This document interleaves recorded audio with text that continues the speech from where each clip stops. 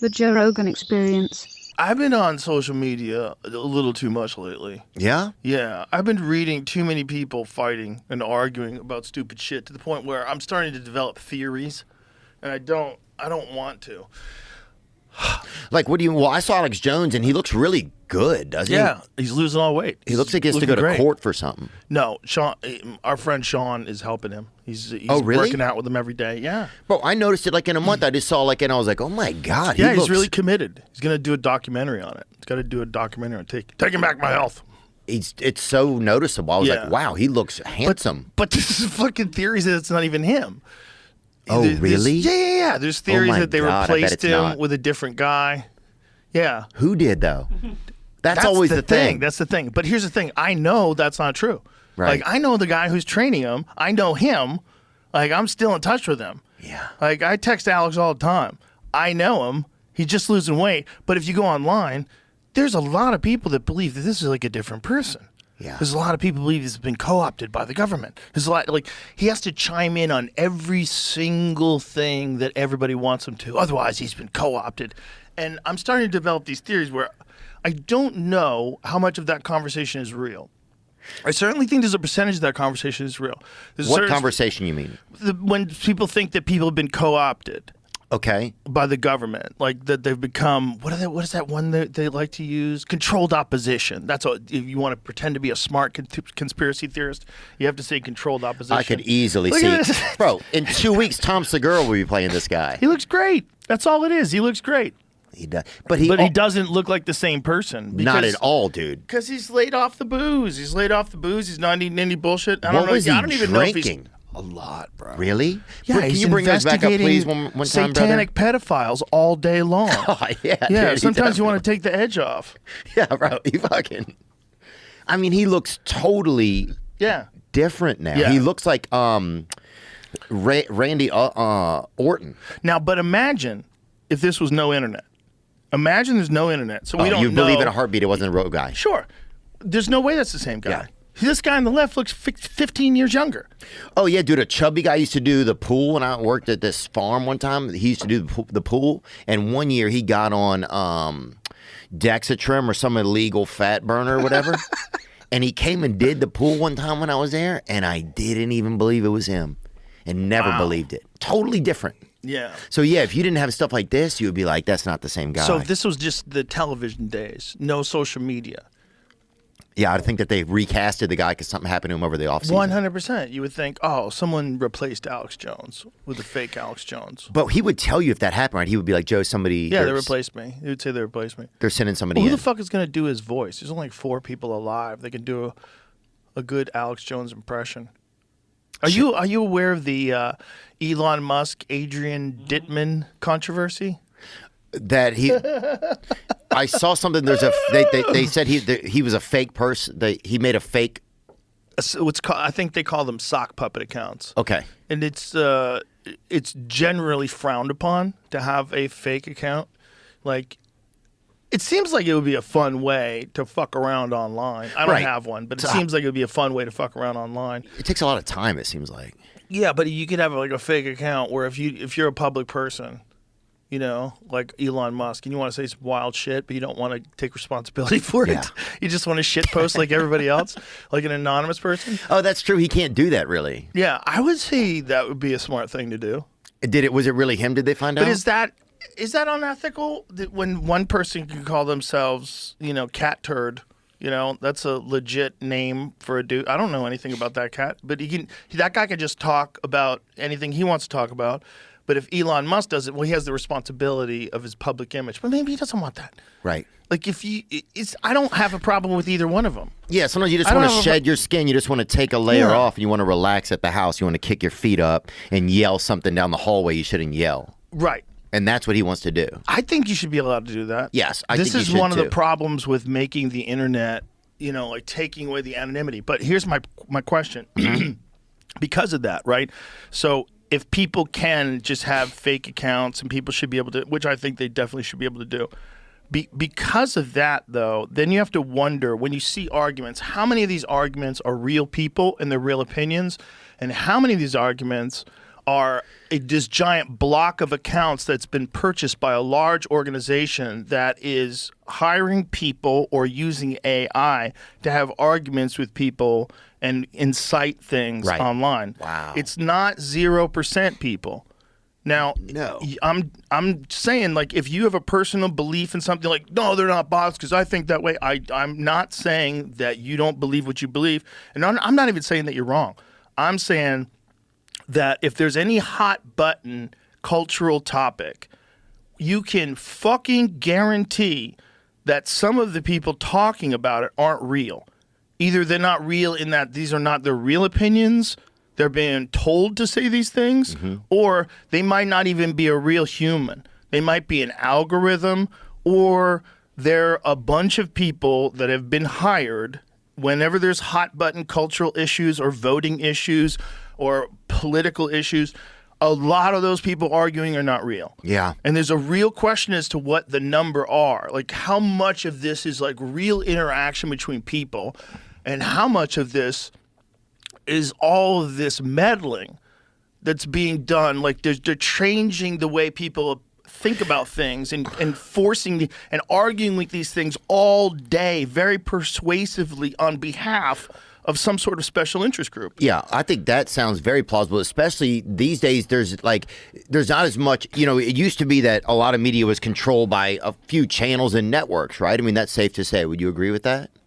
It was all controlled by a few channels. Right. It was all, all you had when we were kids, I remember when cable came out. It was crazy. Really? Yeah. What was before that? You had ABC, NBC, CBS. That's it. No. Yes, that's it. And then out You of had nowhere, 3 chances for Fox. Fox was crazy. Married with Children. The Simpsons. Fox was nuts.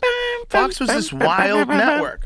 So that was the fourth network. Married with Children was so good, dude. So good. So you have this fourth network, and then cable comes along, and then satellite, and now streaming and the internet. It's like, what? I don't even think we're aware of how much more content we absorb than people that were, that lived like when I was 21. Oh, yeah. Well, even if you're just by the airport or whatever, sometimes I wish they'd be like, can someone turn all this shit off? It's like, you don't even know what's going on anymore. In the middle of the night, I'll have like songs playing in my head that I heard on like TikToks and shit. It's just bad. Like, it's gotten to be too much. But I think that what I'm saying is if somebody had all that control at one point, or if a few networks did, there's no way that now that they have less control, they're not still trying to find that control. 100%. And that they're hiring different groups to be Twitter bots or Twitter personalities or whatever. It's just, I wonder how much of the division in this country is caused by what we were talking about, by this thing that's legal. And again, I think it should be legal. I don't think you should have to tell your fucking name if you want to talk shit about something that's going on that affects your life, or that affects your job, or that affects your kid's school. You shouldn't be subject to fucking prosecution because you said something about the school board, because you just felt like being an anonymous person saying they're a bunch of fat slobs and retards, and you wanted to say that, but you couldn't say that because then you would get in trouble with your kids would get in trouble and this and that. Well, that's what's happening in England right now, isn't it? It 100% is. It 100% is. Is that is and that's really happening? Yes, it's really happening. You can't give people that much fucking control. You can't give people that much control over what offends them or what offends people, what you could say, what you can't say. Can you imagine if they would come at the end of every episode, they'd be waiting outside of your Yeah, but here's the thing, man. This is a new thing. This wasn't England 10 years ago, all right? This is a new thing, and it's a scary thing. It's a really scary thing. They arrested thousands of people for social media posts. Thousands. That's crazy. Were they threatening people? Well, this is what they're doing, man. First of all, were the posts threatening? No. They don't have to be. They don't have to be threatening. What? Yeah, they could be misgendering. There's a lot of things that you could get in trouble for. Why be for. alive if you can't even think or say what you want? People could deem it's racist if it's anti-migrant. They have a migrant crisis over there in Europe. People can deem it, anti-migrant and Islamophobic, and there's a bunch of, them that are threats. People threaten people online, which totally makes sense. So yeah. You shouldn't be allowed to threaten people online. But when you get past that, if you have an opinion about something, something that's affecting the country that you live in, I think you should be able to express yourself. And I don't necessarily think that people should know that it's you. I don't think you should have to carry that around. Like you should be able to express yourself and not have to be famous. I don't think there's a problem with that. You mean and not have to have it be known? So you're saying that Elon should be able to also have a separate voice if he wants to, or anyone should. If you want to. But the problem is, if you do that, then you're going to have corporations that are doing what we're suspecting that they're doing.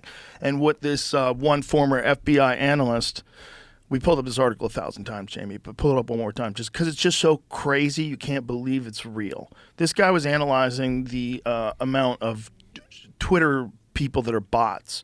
And this was a contentious aspect of the purchase when Elon bought Twitter. So when Elon bought Twitter, they were saying there's only 5% bots. I remember that. We sampled 100 people, 5% of them were bots. And he's like, that's not enough. You have hundreds of millions of people that are signed up for this. How many of these people are fake? And they really didn't want to tell. They didn't. They just like not a lot. Don't worry. It's like, Yeah. How many bots were programmed to lie if they were asked if they're a bot? It's like a guy asking a girl, how many guys have you slept with? A couple. Nothing. 4. Nothing. Don't worry about it. I'm a former CIA cyber operations officer who studies bot traffic. Here's why it's plausible that more than 80% of Twitter's accounts are actually fake, and Twitter is not alone. More than 80%. Yeah. See, I don't think we realize that because we're on there for real. We're real people on there. But you're real people where fake people are constantly arguing right in front of your face like the world is ending. And it's not necessarily all real people. There definitely are real people arguing on Twitter. Don't get me wrong. And I think even the fake people arguing is very addictive, and I think you want to get involved too, because like you seeing this guy dunk on that guy, I want to fucking dunk on somebody. Yeah. And then people are spending all their time in this job that they hate when no one's looking, the boss isn't around, typing up some real witty, nasty shit on Twitter.